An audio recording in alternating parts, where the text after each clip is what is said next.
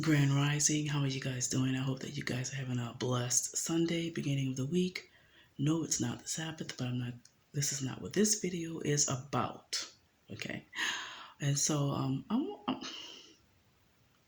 I hope y'all have y'all boiling water ready because I want to talk to you about something that a lot of our people, I don't believe, have um, the integrity and the transparency and the spirit of truth enough to actually have the courage to do something of this magnitude. But today, Winona has decided to repent of the sins of the forefathers, at least the ones that she's aware of and the ones that the Ruach HaKodesh has made aware of to her, so that the future generations won't repeat the sins of the fathers. Now, I know that especially in the Black community, we don't like to talk about the sins of the fathers. We don't like to talk about mistakes that our ancestors may have made. We don't even acknowledge that they made mistakes, especially if they are no longer with us. We don't want to tell the truth about the things that were done before we were even born that did not please the Most High, that were not the wisest decisions to make, and that has impacted future generations in a negative way. We don't want to do that. We are forever worshiping and idolizing the people who have gone on before us because we think that that means that we're honoring them. But I challenge you to really go before the Most High and ask Him, what is it that you can do to truly honor your forefathers, our foremothers, or what have you, our ancestors, whatever you want to call them? Is it to hold them up to godlike status and act like they were perfect and they never made mistakes and they never made bad choices, some intentional, some unintentional, that has negatively impacted us today? Now, yes, a lot of what we go through as a people is due to racism, overt and systemic, historical, in every sense of the word. And I don't mean to sit here and tell you that racism has not impacted us as a people. It most definitely has. It has oppressed us. It has caused us to always have to work harder, learn harder, um, go through things longer. Just everything is a struggle and an uphill battle for us as a people. And that is due to racism. But also, the oppression of the decisions that were made by our ancestors and our forefathers has had some impact upon what we go through as a people today. Okay? I'm going to tell you a story, or a few stories, of a matriarch, if you will. And this is a matriarch who had at least 10 children. She was a widow at one point in the maybe late 50s, early 60s. And she was a widow that was left with not only at least 10 children, a single mother, widow, but she was left with a home and a farm, a little farm with the home. So she was a property owner, okay? And she was in charge. She had her own property. So that was a plus for her because she didn't have to worry about where her 10 children were going to stay. Some of the children grew up, went off and did their thing, do the grown up thing. Some went to school, some went in the military, some went here, some went there. She she lived in a rural part of the state. And at least a couple of the daughters went to the city, because, we want to go to the city.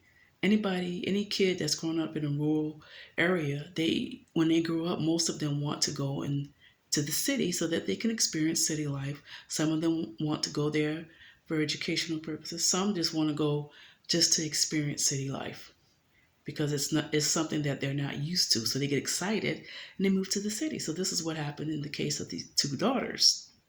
And the two daughters moved to the city, and this matriarch was a powerful missionary in her late husband's church.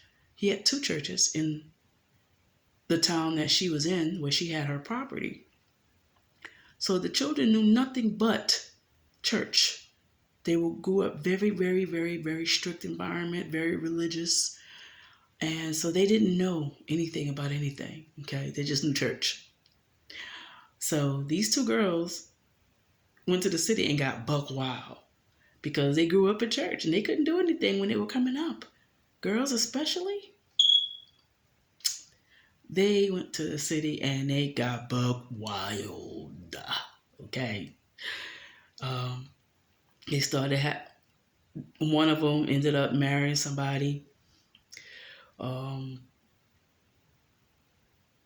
in law enforcement of a different faith, if you will, different belief system, different morals and values in life.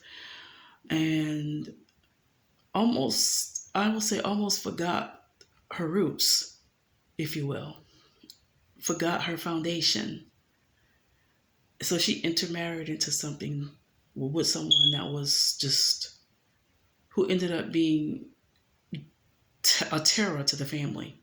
And I'm talking about the entire family. And the other sister, really buck wild. She had all kind of baby daddies and this and that and the other and the third. And then she just had all kind of issues with the kids. She was a single mom. She needed help with the kids. So the matriarch said, she's concerned. And she has two daughters who are going through some things, in the city. And she says, I'm going to give up my property. I'm going to give up my house. And I'm going to move to the city to be near my daughters to help them out. Because maybe if I go to the city, I could help them. My presence there will help my daughters. And so she did that.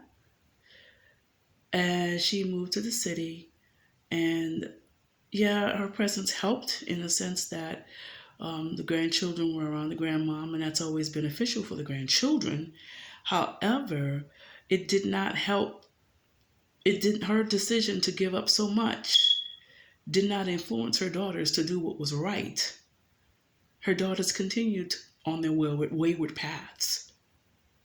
As a matter of fact, the daughter that married the guy in law enforcement, it turns out he was a sex offender and a pedophile, and he raped and molested everything in sight, in the family, out the family. And she covered for him to the day he died. So the presence of the matriarch did not protect the family. As a matter of fact, the matriarch found out about the rape and the incest and the molestation in the family. And when it was brought to the law enforcement of the actions of this pedophile, the matriarch begged the parent of the person that reported the abuse, to not go through with pressing charges for the family's sake. So her presence there did not help the daughters do what's right. As a matter of fact, in some ways, it enabled them to do more wrong. And as far as the daughter that went buck wild, and her children, by the way, that they ended up being molested by the same pedophile of the other sister, the husband of the other sister anyway. That daughter did not fare well either. That daughter continued to be buck wild and do what she wanted to do. And Just all kind of chaos and confusion took place because of it.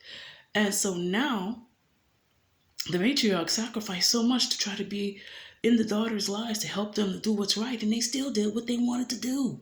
And all kinds of chaos and dysfunction and abuse and molestation and strife ended up being in the family. Now, mind you, eventually the daughters did start going back to church. But that did not stop the dysfunction and the abuse and the molestation and the adultery and the lies and the deception and the mama's maybes, papa's babies situations that was going on just with these two daughters. So the matriarch forfeited her right to be a property owner, which would have empowered her to do so much in the community where she was. And there was just a whole lot of benefits that could have been for her and her family had she decided to stay put on her property and let her daughters live their lives and suffer for their own mistakes and do what they got to do and go on through what they need to go on through and stop trying to rescue wayward children that want to do what they want to do. You don't give up your property because children want to do what they want to do. The devil is an entire lie. You don't stop living your life because grown children do some dumb stuff. And so now, mind you, also, when the matriarch gave up her property to move to the city to be near her daughters, hoping that she would help her daughters to do what's right and help the grandchildren, what have you, she ended up moving into her brother's property, fourplex, that was next to his church because he was a reverend. Okay? And this brother he was a slumlord. He was a slumlord. So the matriarch left her own property in this rural city or town to come to the city to live in squalor. And the brother, I want to say at least 30 to 40 years maybe, that the matriarch lived there, the brother never did anything to make the conditions of that fourplex livable for his tenants. And he had nothing but family in there either, too. But they lived in squalor the whole time, while him and his family lived in the fourth apartment in the fourplex in grandeur and style and beauty. And they weren't hungry, but he didn't take care of the property. Her own brother was okay with having his sister live in abject poverty and squalor. And he knew that the only reason she was there was to try to be there for her daughters and her children and her family. And he's family, by the way. And in this church that's right next door to the fourplex, turns out that he was molesting people and tongue-kissing the kids in the youth choir anyways. I'm sure she knew about it, but she didn't say anything to protect the family. Whew. And that's just parts of the story. Now, if we look at that objectively, that was a matriarch that made many mistakes in her life. I don't think she meant any harm. I don't think that she was trying to be evil or deceptive or wicked. I don't believe that about her. I think that in her ignorance, because she was ignorant about some things, and in her religiosity, because she was extremely religious, she thought she was doing what was best for her family. But do you see how the cycles of dysfunction continue to this day? I can. We need to learn from the mistakes of our ancestors, people. They made mistakes. Let's learn from them. Let's acknowledge them. Let's repent of them. And let's heal from them so that we can move on and be blessed as a people.